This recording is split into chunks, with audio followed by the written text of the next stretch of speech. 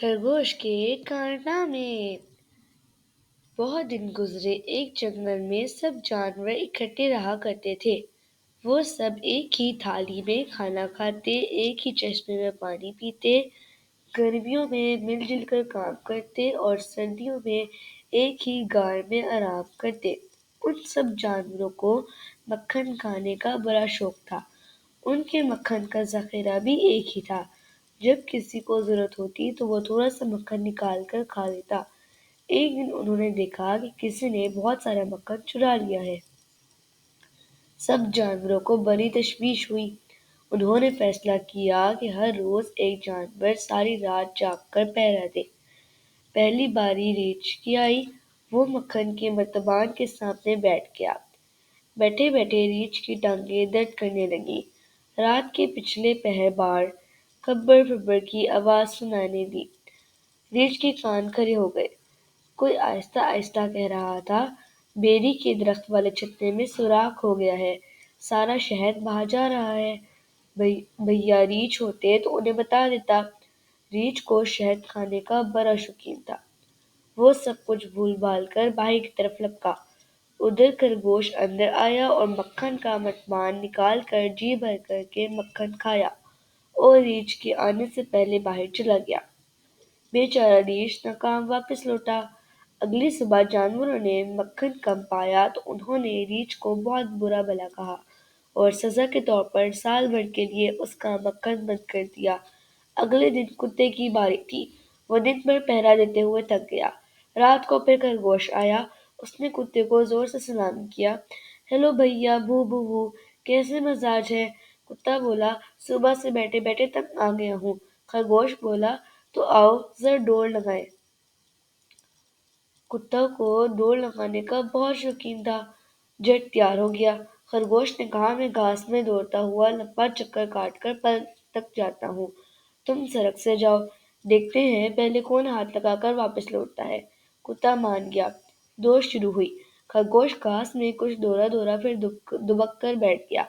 जब कुत्ता काफी दूर निकल गया तब वो इत्मीनान से बाहर निकला और उसने गोदाम में जाकर जी भर के मक्खन खाया और फिर घास में छुप गया। इतने में कुत्ता दौड़ लगाकर वापस आ गया। उसने हांफते हुए आवाज दी, ऐ खरगोश भैया, कहाँ हो तुम? खरगोश ने घास से सर निकाला और झूठ मूठ हांफता हुआ बाहर आया और कुत्ते से हाथ मिलाकर घर को चल दिया। अगले दिन बेचारा कुत्ता भी साल भर के लिए मक्खन से महरूम कर दिया गया। अब भेड़िए की बारी थी। वो भी दिन भर मर्तबान सामने रखकर बैठा रहा। रात को खरगोश फिर आया। उसने भेड़िया को गुदगुदाते हुए कहा, कितने चोर पकड़ लिए हैं भेड़िए साहब? भेड़िया गुदगुदी के मारे हंसने लगा।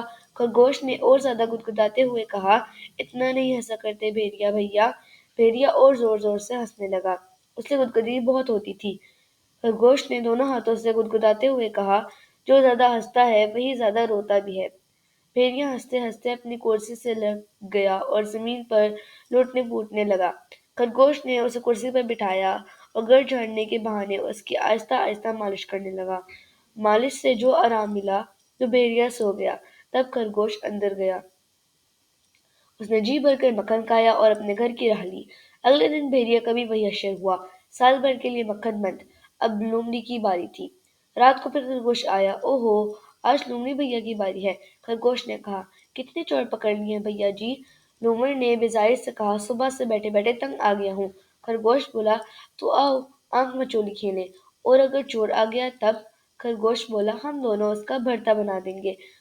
लूमड़ मान गया। दोनों दरख्तों के पीछे आंख मचोली खेलते रहे। कुछ ही देर में लूमड़ इतना थक गया कि वो आराम करने जमीन पर लेटा और लेटते ही सो गया। अगले दिन उसको भी सजा मिली, साल भर तक मक्खन बंद। लूमड़ जरा होशियार जानवर था, इसलिए उसने अपना शबा खरगोश पर जाहिर किया। अब तो सब जानवर बारी बारी अपनी आपबीती बयान करने लगे।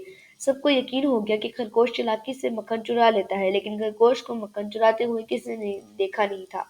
सब जानवरों ने उस दफा जंगल के जासूस बंदर को चोर पकड़ने के लिए मुकर्रर किया। बंदर मक्खन का मर्तबान नीचे रखकर उस पर आलती पालती मारकर बैठ गया। खरगोश वहां आया और बंदर से पूछा, कैसे हाल है? बहुत बुरे, बंदर ने रखाई से जवाब दिया।